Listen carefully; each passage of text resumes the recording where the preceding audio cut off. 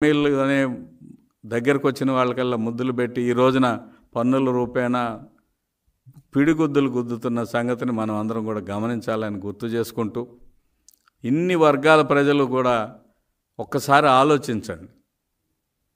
ఆ ఆలోచనని మనం నలుగురితో చెప్పండి. ఏ రకంగా జగన్మోహన్ రెడ్డి మోసానికి గురయ్యామో అనే అంశాల మీద ఒక చర్చించండి.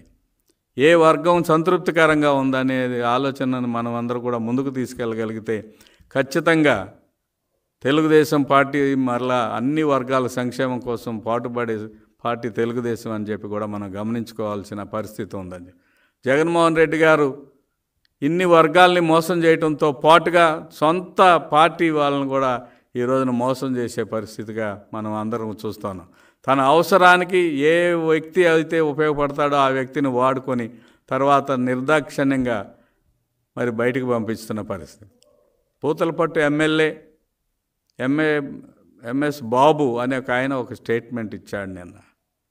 అదేమిటయ్యా అంటే, మేమేం తప్పు చేశాం, మాకెందుకు శిక్ష వేస్తున్నారు, మమ్మల్ని ఏం పని చేయనిచ్చారు, ఈ శిక్షలు కేవలం ఎస్సీ ఎస్టీ బీసీలకేనా, మీ వర్గాలకి ఇది శిక్షలు వర్తించవా, మమ్మల్ని ఎందుకు కలవనీయరు అని అడిగే పరిస్థితికి వచ్చింది.